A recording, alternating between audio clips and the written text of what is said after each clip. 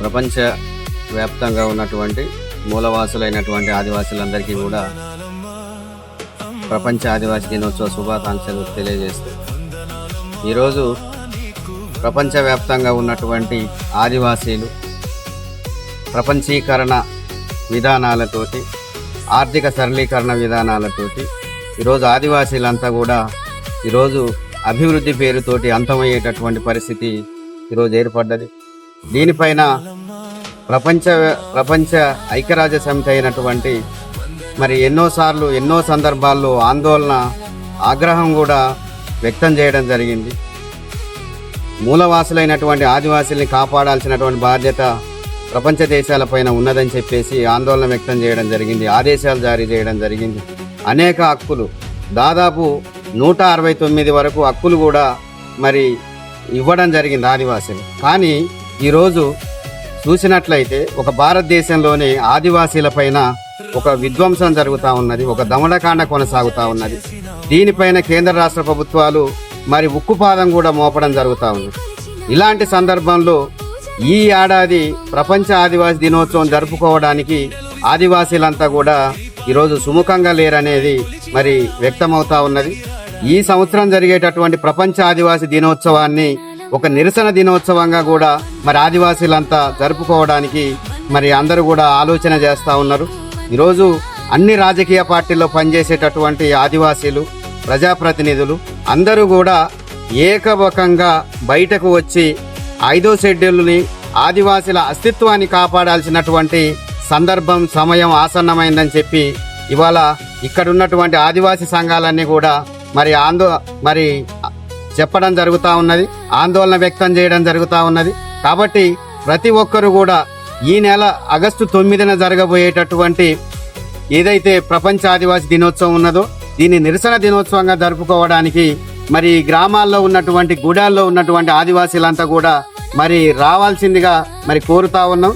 ఎందుకు అంటే ఇది సందర్భం వచ్చింది కాబట్టి, ఈరోజు ఆదివాసీల అస్తిత్వం ప్రమాదంలో పడింది కాబట్టి ఖచ్చితంగా అందరూ దీంట్లో పాలు పంచుకోవాల్సినటువంటి అవసరం ఉన్నది. పార్టీలను ప్రశ్నించాల్సినటువంటి అవసరం ఉన్నది, నాయకుల్ని ప్రశ్నించాల్సినటువంటి అవసరం ఉన్నది. ఇదే వెంకటాపురం నుంచి అధికార పార్టీకి చెందినటువంటి ఒక వలస గిరిజనేతడు వానికి మదం ఎక్కి ఈరోజు 1700 కేసులలో వాడు కూడా ఒక పిటిషన్ వేయడం జరిగింది. కాబట్టి వాడెవడనేది ఆదివాసీ సమాజం మొత్తానికి తెలుసు.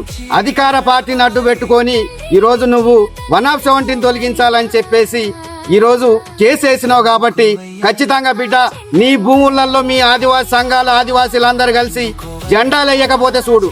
ఎందుకు అంటే ఎక్కడి నుంచో ఆంధ్ర నుంచి వలస వచ్చినటువంటి నువ్వు ఈ ప్రాంతంలో భూముల్ని వందలాది ఎకరాలని ఆదివాసీలకు చెందాల్సినటువంటి వందలాది ఎకరాలను నువ్వు ఆక్రమించుకొని ఈరోజు అదే 170 నీకు ఆటంకంగా మారిందని చెప్పేసి కేసు వేసినావుగా బిడ్డ.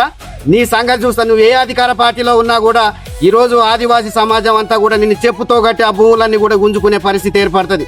కాబట్టి ఆదివాసీలకు మేము ఒకటే తెలియజేస్తా ఉన్నాం, మీరు ఏ రాజకీయ పార్టీలో పనిచేసినా కూడా ఇవాళ మన అస్తిత్వం, మన రిజర్వేషన్, సర్పంచ్ పదవులు పోవాలని కేసులు వేసిండ్రు, ఉద్యోగాలు పోవాలని కేసులు వేసిండ్రు, అదేవిధంగా 170 చట్టం పోవాలని చెప్పి కేసులు వేసిండ్రు. మన జీవితాలని మొత్తం కూడా నాశనం చేయడానికి వలస వచ్చినటువంటి గిరిజనేతలు చేసేటటువంటి కుట్ర.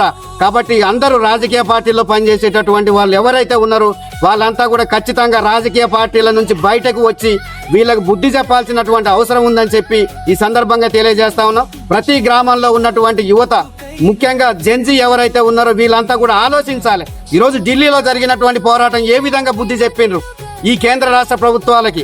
అదేవిధంగా మరి 20 రోజులు ఒక ఆదిమ తెగకు చెందినటువంటి లడాక్ ప్రాంతానికి చెందినటువంటి సోనం వాంగ్సుక్ అనే ఆయన ఈరోజు దేశానికి 140 కోట్ల మంది ప్రజలందరికీ ఆదర్శంగా నిలిచిండ్రు.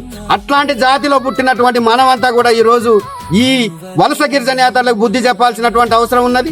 ఈ ప్రాంతంలో వలస గిరిజనేతల చేతుల్లో ఎంత భూమి ఉందో కూడా లెక్కలు తేల్చి మరి ఇక్కడ ఉన్నటువంటి ఆదివాసీలకు పంచాల్సినటువంటి బాధ్యత మనందరిపైన ఉందని చెప్పేసి మరి ఈ నెల 9వ తారీఖున జరిగేటటువంటి నిరసన దినోత్సవం, ప్రపంచ ఆదివాసీ నిరసన దినోత్సవం ఏదైతే ఉన్నదో అందరూ పాలు పంచుకోవాల్సినటువంటి అవసరం ఉందని చెప్పేసి ఈ సందర్భంగా మరి ఆదివాసీ సంఘాలన్నీ కూడా మిమ్మల్ని కోరడం జరుగుతూ ఉన్నది.